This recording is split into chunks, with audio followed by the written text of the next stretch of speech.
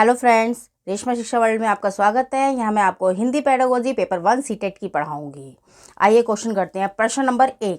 एक शिक्षक दृष्टिबाधित छात्र को अधिगम में किस विधि द्वारा मदद कर सकता है? इसका अभिप्राय क्या है कि जो शिक्षक होता है दृष्टिबाधित बच्चों को जब वो पढ़ाता है तो उसको जो सिखाने के लिए वो किस विधि का सबसे ज़्यादा वो उसकी सहायता कर सकता है। ऑप्शन 1 है श्रव्य दृश्य। श्रव्य क्या होता है? श्रव्य मतलब होता है सुनना, मतलब जिन साधनों को सुन सकते हैं वो उनका प्रयोग करेगा। दृश्य मतलब देखना, या फिर उनका प्रयोग करेगा जो वो देख सकते हैं, तो श्रव्य दृश्य सामग्री। ऑप्शन नंबर दूसरा है दृश्य सामग्री। दृश्य किसे बोलते हैं? जो केवल देख सकता है। ऑप्शन नंबर 3 श्रव्य। श्रव्य मतलब जो सुन सकता है। और ऑप्शन नंबर 4 है सभी। तो इसका जो आंसर है बिल्कुल सही है, वो है ऑप्शन नंबर 3। क्यों ऑप्शन नंबर 3 इसलिए ठीक है क्योंकि देखो दृष्टिबाधित जो बच्चा होता है वो देख नहीं सकता है, वो केवल सुन सकता है। तो हमारे को ऐसी चीज कक्षा के अंदर बतानी है बच्चों को जिससे कि ना वो केवल सुन के उसका मतलब सुन सके और उसको समझ आ सके। तो हम उसका ऐसा प्रयोग करेंगे, क्योंकि अगर हम बच्चों को देखो ब्लैक बोर्ड पे लिखेंगे तो वो तो दृष्टिबाधित है, वो तो देख ही नहीं सकता, तो क्या फायदा ब्लैक बोर्ड पे लिखने का। लेकिन हम क्या है, केवल श्रवण, जिसमें श्रव्य मतलब जो सुन सकता हो, केवल हम उसी ही साधनों का प्रयोग करेंगे जिससे बच्चा है ना सीख सके उन चीजों को। तो इसका जो सही जो बिल्कुल आंसर है वो है ऑप्शन नंबर 3। प्रश्न नंबर दूसरा, पठन कौशल से अभिप्राय। पठन कौशल किसे कहते हैं? जो पढ़ने का कौशल होता है। तो इसका ऑप्शन नंबर 1 है लिपि चिन्हों को पहचान। क्या पठन कौशल के अंदर केवल वो लिपि जो लिखे हुए जो चिन्ह है उसको पहचान सके? ऑप्शन नंबर दूसरा है जो शब्दों को पढ़ना। क्या केवल वो शब्दों को पढ़ सके? ऑप्शन नंबर 3 है वाक्यों को पढ़ना, मतलब क्या है वो केवल वाक्य को पढ़ सके। और ऑप्शन नंबर 4 है पढ़कर समझना। तो इसका जो सही जो बिल्कुल आंसर है वो है ऑप्शन नंबर 4। क्यों ऑप्शन नंबर 4 इसलिए ठीक है क्योंकि पठन कौशल, पठन का मतलब पढ़ने का कौशल, तो पढ़कर मतलब क्या है, केवल पढ़ाना नहीं है बच्चे को, केवल पढ़कर उस चीज को समझ सके। तो इसका चौथा ऑप्शन जो है इसके अंदर जो तीनों ही समाहित होते हैं। क्यों? केवल पढ़कर उसे समझे, वही पठन कौशल होता है। तो इसका ऑप्शन नंबर 4 बिल्कुल सही है। प्रश्न नंबर तीसरा, पठन पाठन के अंत में ऐसे अभ्यास और गतिविधियां हो जो, इसका मतलब क्या है, जो हम बच्चों को किताब पढ़ाते हैं उसके अंत में लास्ट में जो अभ्यास दिए जाते हैं, गतिविधियां दी जाती है, वो क्यों मतलब लाभकारी होती है? ऑप्शन नंबर 1 केवल पाठ से ही संबंधित हो। क्या वो केवल पाठ से ही संबंधित होनी चाहिए? ऑप्शन नंबर दूसरा है सरल भाषा वाले हो। क्या वो बहुत ही आसान भाषा में हो? ऑप्शन नंबर 3 है पाठ पर बिल्कुल आधारित ना हो, या फिर क्या है पाठ पर मतलब जो हमने पाठ पढ़ाया है उस पर आधारित ही ना हो वो अभ्यास। ऑप्शन नंबर जो 4 है वो क्या है बच्चों को स्वयं कुछ करने और सीखने का अवसर प्रदान करे। तो इसका जो सही जो बिल्कुल आंसर है वो ऑप्शन नंबर 4 है। क्यों? क्योंकि ना जिस के अंदर बच्चा खुद से करे वही सबसे सही ऑप्शन होता है। और इसके अंदर क्या है, बच्चों को कुछ हम जो पाठ के पीछे का जो अभ्यास होगा उसमें क्या होगा, बच्चों को आपने पाठ पढ़ाया, बच्चों को पाठ बिल्कुल समझ आ गया है, उसके बाद जब वो हम उसको पीछे का अभ्यास करने के लिए देंगे तो क्या है, जब बच्चा खुद उस क्वेश्चनों को करेगा तो उसे पता है कि मैम ने जो पाठ के अंदर क्या क्या चीज़ें पढ़ाई थी हमारे को, तो वो क्या है वो खुद से करेगा उस चीज़ को और अपनी भाषा में लिखेगा। तो क्या है वो खुद से ही करना, और जब सीखने का उसको अवसर मिलेगा। और हम वही तो चाहते हैं कि बच्चा स्वयं से कुछ करे। अगर कक्षा के अंदर मैडम ने लेसन पढ़ाया तो बच्चा खुद से कुछ करे। तो इसलिए बिल्कुल सही आंसर यही है, बच्चा वो स्वयं कुछ करने और सीखने का उसको अवसर प्रदान मिलता है। प्रश्न नंबर 4, उच्च प्राथमिक स्तर पर हिंदी भाषा विकास के लिए कौन सी गतिविधि उपयोगी नहीं हो सकती? इसका मतलब क्या है, उच्च प्राथमिक स्तर पर जो हिंदी भाषा विकास में कौन सी जो गतिविधि है वो जो उपयोगी नहीं है, जो शिक्षा के माध्यम में हिंदी भाषा विकास के लिए जो मतलब उपयोगी नहीं है। ऑप्शन 1 पढ़ी गई कहानियों का समूह में नाट्य रूपांतरण। मतलब क्या है, जो कहानी जो पढ़ ली गई है उनका जो समूह में बना बना के वो जो है नाट्य मतलब एक नाटक के रूप में वो रूपांतरण करना, मतलब उसको बदलना। ऑप्शन नंबर दूसरा है विज्ञापनों, पोस्टरों, साइन बोर्ड और भाषा के अन्य उपयोगों का विश्लेषण करना, या फिर जो विज्ञापन, पोस्टर वगैरह जो भाषा है उन उपयोगों का जो विश्लेषण करें, मतलब उनको मतलब खोल के बताए उस चीज का विश्लेषण करना है। ऑप्शन नंबर 3 है मुहावरों के अर्थ लिखकर वाक्य बनाना, या फिर क्या है मुहावरों के जो है उसके अर्थ लिखे और उसके बाद क्या है उसका वो वाक्य बनाए। ऑप्शन नंबर 4 है सूचना, डायरी लेखन, विज्ञापन लेखन आदि का कार्य करवाना, या फिर सूचना है या फिर जो डायरी का जो लेखन लिखवाए और या फिर विज्ञापन है उनका लेखन लिखवाए आदि कार्य करवाना। जो इसका जो बिल्कुल जो सही जो आंसर है वो है ऑप्शन नंबर 3। क्यों? मुहावरों के जो है अर्थ लिखवा कर मुहावरों के अर्थ बता दिया, उसके बाद कहोगे बच्चे से वाक्य बनाना। तो ये क्या है, बिल्कुल भी उपयोगी जो है गतिविधि उपयोगी नहीं हो सकती है। प्रश्न नंबर 5, पूरक पठन सामग्री का उद्देश्य है। पूरक मतलब क्या होता है? वो चीज को पूरा करे, जो पढ़ने के जो उद्देश्य है उसको जो पूरा करे, उसका क्या है उद्देश्य? ऑप्शन नंबर 1, भाषा की नियमबद्धता को सिखाना। क्या मतलब जो पढ़ने का जो कौशल है उसमें क्या हम भाषा के केवल नियम को सिखाना चाहते हैं? ऑप्शन नंबर 2 है, शिक्षक की सहायता से बच्चों को पढ़ना सिखाना। क्या केवल एक शिक्षक के माध्यम से यही चाहते हैं कि बच्चों को केवल पढ़ना ही मतलब आना चाहिए? ऑप्शन नंबर 3 है, द्रुत गति से पठन की योग्यता का विकास करना। द्रुत गति किसे कहते हैं? एक तेज गति से बच्चे की जो है पठन की योग्यता होए और पठन के साथ साथ वो उस चीज को समझे और उसका विकास होए, उसका बौद्धिक विकास हो, मानसिक विकास होए। बच्चा उस चीज को, वो शब्द को, अगर हम बच्चे को द्रुत गति से पढ़ने को बोलते हैं तो वो बच्चा पढ़ रहा है लेकिन साथ साथ उस चीज को समझ रहा है कि उसके अंदर वो क्या बताना चाहता है, वो क्या कह रहा है, उस चीज को वो समझ रहा है। तो ये है तो द्रुत गति से पठन होता है। तो इस योग्यता का विकास करना। ऑप्शन नंबर 4 है, सहपाठियों की सहायता से पढ़ना सीखना। या फिर सहपाठी होते हैं जो उसके साथ में मित्र होते हैं, उसको बोलते हैं सहपाठी। तो मतलब उनके साथ बैठ के मतलब वो बच्चे सहायता से, मतलब उनकी सहायता से वो पढ़ना सीखे। तो इसका जो बिल्कुल सही जो आंसर है वो है ऑप्शन नंबर 3, द्रुत गति से पठन की योग्यता का हमें विकास करना है। जो पूरक अच्छे पूर्ण करने वाला जो पठन पढ़ाना है वो है द्रुत गति से पठन की योग्यता का विकास करना। प्रश्न नंबर 6, व्याकरण शिक्षण की अपेक्षा बेहतर विधि। मतलब क्या है, व्याकरण जो सिखाने की, जो शिक्षण की जो विधि है वो कौन सी सबसे ज्यादा बेहतर है? ऑप्शन नंबर ए, आगमन विधि। आगमन विधि किसे कहते हैं? आगमन विधि उसे कहते हैं जिससे बच्चे जो होते हैं खुद से करते हैं, बच्चे खुद कर करके सीखते हैं और फिर उनको वो नियम बनाते हैं।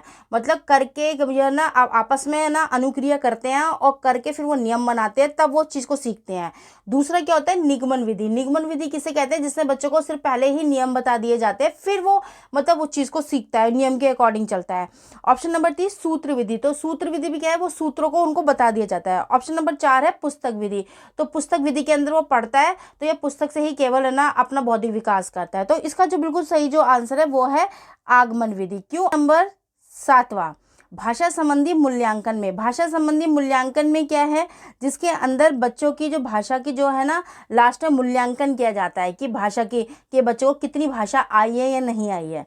ऑप्शन नंबर 1, पाठ्यक्रम विशेष की भाषा का ही मूल्यांकन करना चाहिए।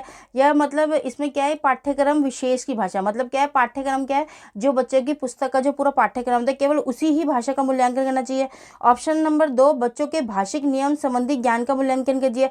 या फिर जो बच्चों को जो भाषा के जो हमें नियम सिखाए हैं, क्या सिर्फ नियम के हिसाब से ही हम बच्चे का मूल्यांकन करें? ऑप्शन नंबर 3 है, पाठ्यक्रम विशेष की उपलब्धि संबंधी जानी चाहिए। मतलब क्या है? पाठ्यक्रम विशेष की जो उपलब्धि जो होती है, पाठ्यक्रम की जो उपलब्धि क्या है उसके अंदर वो समझी जानी चाहिए कि पाठ्यक्रम क्यों दिया गया है या इसमें क्या विशेष है, केवल वही उपलब्धि समझी जानी चाहिए। ऑप्शन नंबर 4 है, बच्चों की भाषा प्रयोग संबंधी क्षमता का मूल्यांकन किया जाना चाहिए। तो इसका जो बिल्कुल सही जो आंसर है वो है ऑप्शन नंबर 4। क्यों ऑप्शन नंबर 4 सही है? ऑप्शन नंबर 4 इसलिए सही है क्योंकि इसमें क्या है? बच्चों की भाषा प्रयोग की क्षमता। हमने इसमें ये देखना है कि बच्चों को जो भाषा सिखाई जा रही है वो कितना प्रयोग कर रहा है और उसकी मतलब क्षमता कितनी है, वो कितनी बात को समझ रहा है और अपना जो है वो उत्तर बिल्कुल सही रूप में दे रहा है। हमें क्या है? भाषा सिखाने का मकसद क्या है? यही तो है कि बच्चा अपनी बात को तो कह सके और दूसरे की बात को वो समझ सके और दूसरे की बात को समझकर वो उस उत्तर को बिल्कुल सही रूप में बता सके। यही तो है भाषा सिखाना बच्चों को। तो क्या है कि हमें यही है कि भाषा का प्रयोग की उसकी क्षमता कितनी है, वो कितनी भाषा का प्रयोग करा है। तो इसका जो बिल्कुल सही जो अगर हम मूल्यांकन करेंगे भाषा का, वो यही करेंगे कि बच्चा के अंदर भाषा की क्षमता कितनी है। तो इसका ऑप्शन नंबर 4 बिल्कुल सही है। प्रश्न नंबर 8, भाषा की कक्षा में मुद्रित समृद्ध परिवेश कैसे रचा जा सकता है? तो इसमें क्या है? कक्षा के अंदर जो मुद्रित क्या होता है? मुद्रित होता है जो मुद्रित मतलब छपा हुआ जो होता है। समृद्ध मतलब अच्छा विशाल। परिवेश मतलब क्या होता है? जो हमें आसपास का वातावरण, वो कैसे अच्छा जो छपा हुआ वातावरण हम कैसे दे सकते हैं भाषा की कक्षा के अंदर? ऑप्शन नंबर 1, केवल विविध आकर्षक पुस्तकें सजाकर। क्या केवल हम ना विविध मतलब बहुत अलग अलग जो है आकर्षक मतलब जो सुंदर जो होती है केवल पुस्तकें सजाकर कर सकते हैं? ऑप्शन नंबर दूसरा है दीवारों पे केवल आकर्षक पोस्टर लगाकर, या फिर हम दीवारों पे बहुत सुंदर सुंदर पोस्टर लगा दें बच्चों को, जो देखकर बच्चे एकदम आकर्षित हों। ऑप्शन नंबर 3 है कहानी कविता के पोस्टर में बच्चों के कामों को कक्षा में प्रदर्शित कर। इसका मतलब क्या है, कहानी कविता के पोस्टर, आपने देखा होगा छोटे प्राइमरी स्कूल के बच्चों को हम ना दीवारों के ऊपर जो कहानियां लगा देते हैं सुंदर सुंदर, जैसे कि बच्चे आए और उसको पढ़े, कविता लगा देते हैं, सुंदर सुंदर कविताएं होती है। या फिर बच्चों के काम, जो बच्चों के काम कैसे होते हैं, जैसे हमने वर्ण के, व्यंजन के, या फिर बच्चों ने जो बनाया हुए होते हैं, चित्र बनाए होते हैं बच्चों ने, बच्चों से हम कहते हैं बच्चों ऐसे ऐसे ना अक्षर बना के लेके आने हैं, स्वर बनाने या व्यंजन का बनाना है, तो बच्चे खुद बना के लेके आते हैं। तो उन्हीं चीज़ों को, बच्चों के कामों को हम दीवारों पे लगा देते हैं कि है ना सुंदर सा परिवेश बच्चों को दे, कि बच्चा उन किताब उनको देखे और ना बच्चा खुश होए और खुद से वो पढ़ने की उसको रुचि आए बच्चे को।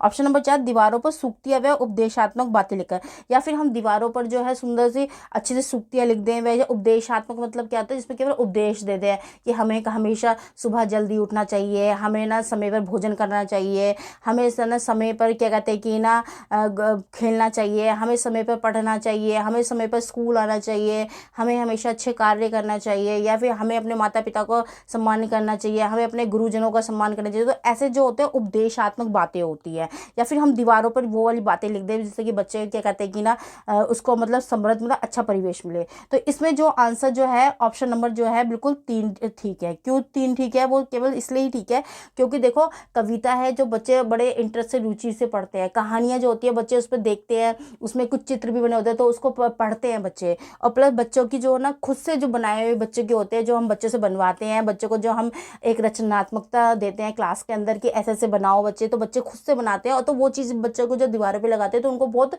समृद्ध और अच्छा परिवेश मिलता है। तो हमें हमेशा वही ऑप्शन लगाना है जिसके अंदर बच्चों ने खुद से कुछ किया हुआ हो, क्योंकि जितना बच्चे अपने की हुई चीज़ों को देखते हैं वो रुचिपूर्ण रूप से सीखते हैं उस चीज़ का। तो इसका ऑप्शन नंबर 3 बिल्कुल ही सही है। प्रश्न नंबर 9 तपस्या 7वीं कक्षा में विभिन्न संदर्भ में पृथ्वी व वसुधा और भूमि शब्दों के प्रयोग की तरफ बच्चों का ध्यान आकर्षित करती है। ऐसा करने में इसका उद्देश्य है, मतलब जो है वो पृथ्वी व वसुधा भूमि अलग अलग शब्दों का वो प्रयोग करती है, वो उसका क्या उद्देश्य है, वो क्यों उपयोग करती है। ऑप्शन नंबर 1 भाषा का व्याकरणिक ज्ञान, क्या वो भाषा का व्याकरण का ज्ञान देना चाहती है। ऑप्शन नंबर दूसरा है शब्द भंडार का विकास कराना, क्या वो शब्दों का बहुत सा भंडार विकास कराना चाहती है। ऑप्शन नंबर 3 है हिंदी की बारीकियां समझाना, क्या वो हिंदी की बारीकियों को समझाना चाहती है। ऑप्शन नंबर 4 है पर्यायवाची शब्दों की परिभाषा देना। तो इसका जो बिल्कुल सही आंसर है वो है ऑप्शन नंबर 4।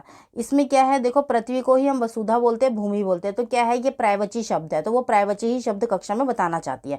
तो इसका ऑप्शन नंबर 4 बिल्कुल ठीक है। प्रश्न नंबर 10 बच्चों में पठन के प्रति रुचि जागृत करने के लिए पाठ्य पुस्तक के अतिरिक्त सामग्री का विकास किया जा सकता है। मतलब क्या है कि हम पठन के प्रति मतलब पढ़ने की जो हम रुचि को मतलब बढ़ाने के लिए पाठ्य पुस्तक के मतलब पाठ्य पुस्तक तो बच्चों को कक्षा में पढ़ाते हैं, इसके अतिरिक्त हम और भी सामग्री मतलब और भी चीज़ों का हम प्रयोग कर सकते हैं पढ़ने के अंदर रुचि को बढ़ाने के लिए। ऑप्शन नंबर 1 सरल मतलब सरल चीज़ों का कर सकते हैं। ऑप्शन नंबर दूसरा जो है जटिल चीज़ों का कर सकते हैं। ऑप्शन नंबर 3 है पूरक चीज़ों को कर सकते हैं। ऑप्शन नंबर 4 है मूल्य पूरक, क्या है जिस चीज़ का मूल्य पूरक हो। तो इसका जो हम ऑप्शन है वो है ऑप्शन नंबर 3 ठीक है। ऑप्शन नंबर 3 क्यों ठीक है, क्योंकि देखो जो हमने बच्चों को पठन मतलब जो हमने बच्चों को कक्षा में चीज़ें पढ़ाई है, पढ़ने में जो हमने पाठ्य पुस्तक का प्रयोग किया है, उसी चीज़ों से मिलते जुलते और भी चीज़ों का हम यूज़ करेंगे जो उसमें पूरक हो। मतलब ये नहीं है कि अगर आप बच्चों को समझो, आपने बच्चों को त्योहारों के ऊपर पढ़ाया, आपने बच्चों को दिवाली के बारे में बताया, तो दिवाली से ही संबंधित आप और भी चीज़ जो उसमें पूरक है, दिवाली से ही संबंध हो। अब आप बच्चों को कक्षा में पढ़ा रहे हो दिवाली और उसके पूरक क्या करने के चक्कर में आप बच्चों को होली बताने लग गए हो, नहीं, आपने दिवाली है तो दिवाली में ही बारे में बताओगे। अगर आपने बताया कि दिए जलाते हैं और फिर हम घर में भी दिए जलाते हैं और हम कैसे घर की सफाई करते हैं, हम लक्ष्मी पूजन करते हैं, तो आपने दिवाली के बारे में बताया और फिर दिवाली पे से ही आगे और चीज़ बताई, मिठाइयाँ भी देते हैं हम और हम अपने आसपास में भी देते हैं, हम अपने समाज में मिठाइयाँ बांटते हैं, हम खुशियाँ, तो क्या है उससे संबंधी जो पूरक हो केवल हम वही चीज़ बताएंगे। क्योंकि आपको जो आप पढ़ा रहे हो उससे आप बिल्कुल अलग नहीं जाओगे, आप केवल वही चीज़ ही दोगे, उससे मिलती जुलती बताओगे, तो वो पूरक होनी चाहिए। तो इसका ऑप्शन नंबर 3 बिल्कुल ठीक है। थैंक यू फ्रेंड्स, मैं ऐसी ही नई नई वीडियोज़ लेकर आऊँगी। आप रेशमा शिक्षा वर्ल्ड को लाइक शेयर एंड सब्सक्राइब कीजिए।